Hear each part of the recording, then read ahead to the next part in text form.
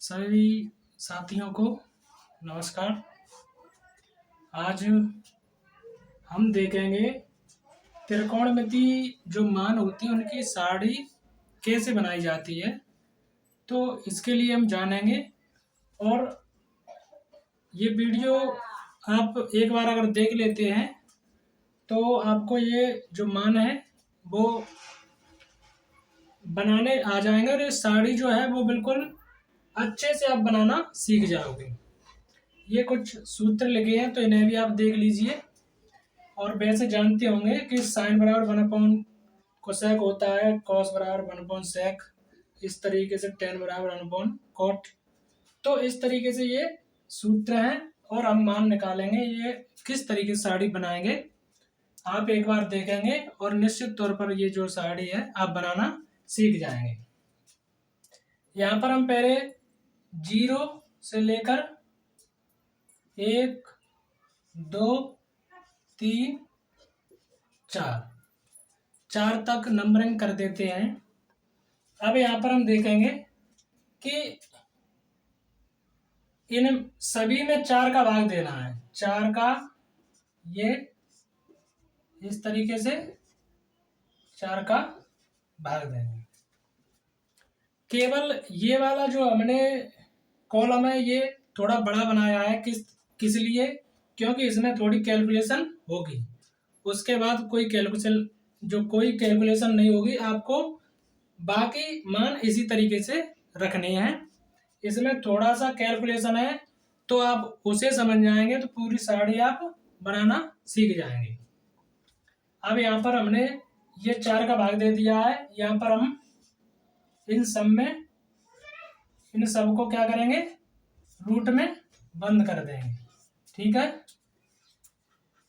तो अब इसे देखेंगे कि ये वाले जो मान है इनको अब कैसे हल करना है। किसी भी संख्या में हम जैसे हम यहाँ पर भाग दे रहे हैं 4 का भाग 0 में, तो ये संख्या कितनी हो जाएगी, 0 हो जाएगी।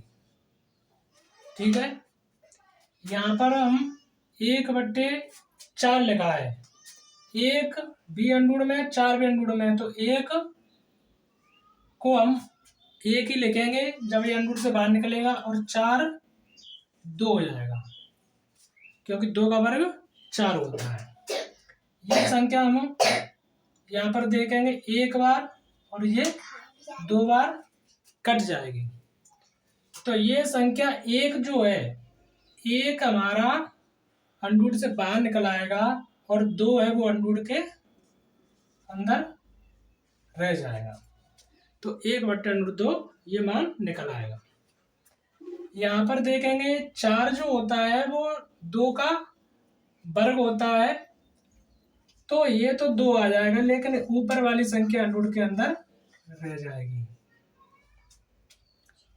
अब यहाँ पर ये 4 से 4 कट जाएगा तो 1 बार ये कटेगा, इसका आंसर 1 आ जाएगा। अगर यहाँ तक आप सीख गए कि ये वाले जो मान है किस तरीके से आए हैं, तो आप ये समझ लीजिए कि पूरी सारणी आप बनाना सीख गए हैं। अब इसको चाहो, ये अब कैलकुलेशन हो चुकी है, इसे अब आप चाहो तो हटा सकते हैं। इनकी जो हमने साइन 0 का मान तो हमारा कितना है, 0 है। साइन 30 का मान 1/2 है। साइन 45 का मान 1/√2 है। साइन 60 का मान √3/2 है। और साइन 90 का मान 1 निकल आया। ये आपको यहाँ तक बिल्कुल समझ में आ गया होगा। अब इसके बाद आपको केवल नंबरिंग करते जाना, ये लिखते जाना है, मान आपसे चलते जाएंगे। केवल ये ध्यान रखना है कि ये लाइन हमने इस तरीके से बनाई है, तो इस लाइन को हम पीछे से उठा के बनाएंगे। 1 यहाँ पर लिखेंगे, ये वाले √2 3/2 यहाँ पर लिखेंगे, ये वाली संख्या यहीं पर लिख देंगे और ये संख्या इधर, ये संख्या इधर। ये हमने जो है इस तरीके से घुमा के लिख दीजिए। ये हमारे इस तरीके से कॉस के मान निकल आए। अब हम देखेंगे टेन के मान। तो टेन के मान के लिए हम क्या करेंगे कि यहाँ पर देखेंगे टेन डिवाइडेड बाय साइन बट्टे कॉस होता है। अब कैलकुलेशन थोड़ी ये है कि हम किसी संख्या का भाग शून्य में दे रहे हैं तो हमारा जो आंसर है वो शून्य आ जाएगा। क्यों भाग दे रहे हैं? क्योंकि टेन डिवाइडेड बाय साइन बट्टे कॉस होता है। ये साइन का जो मान है और इसका मान इसमें भाग देना है। अब हमारा काम है ये भाग देना। तो इस जगह कितना आ जाएगा? 0 आ जाएगा। इनका आपस में भाग देंगे 1/2 √3/2। ये भाग देते हैं तो ये संख्या ये इस तरीके से कट जाएगी। यहाँ पर बचेगा 1/√3। ठीक है। इसके बाद यहाँ पर हम देखेंगे 1/√2 और 1/√2 इस तरीके से हम भाग देंगे तो ये सब कट जाएगा और 1 आ जाएगा। यहाँ पर 1 लिख देंगे। ये वाली संख्या है, ये 2 से 2 कट जाएगा और √3 केवल बचेगा, √3 लिख देंगे। 0 का भाग किसी संख्या में देते हैं तो ध्यान रखना है वो संख्या अपरिभाषित हो जाती है। आशा है कि यहाँ तक आपको बिल्कुल समझ में आया होगा। अब इससे आगे थोड़ा और चलेंगे। तो ये मान हमने निकाला, ये मान को हमने ऐसे घुमा के रखा, उसी तरीके से इस मान को ऐसे हम लिख देंगे। ये फिर ये वाली संख्या यहाँ पर लिखेंगे, ये यहीं पर लिख देंगे और ये 1/√3 इस तरीके से लिख देंगे और ये वाला शून्य यहाँ पर लिख देंगे। बताओ यहाँ पर कैसा लग रहा है ये वीडियो आपको? ये मान निकालना किस तरीके से आपको कैसे समझ में आ रहे हैं? कमेंट बॉक्स में हमें जरूर बताएं। अब यहाँ पर ये साइन और कॉस और यहाँ पर सेक और कोसेक ये वाले मान हमारे पास रह गए हैं। तो इस तरीके से हम इन्हें हल करेंगे। यहाँ पर हम देखेंगे किस तरीके से हम निकालना है।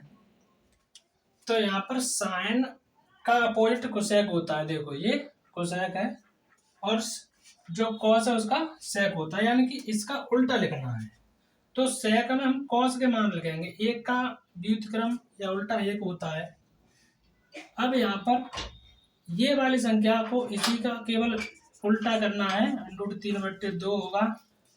इसका उल्टा करेंगे तो √2 हो जाएगा, क्योंकि एक भाग में होगा उसका कोई मान नहीं है।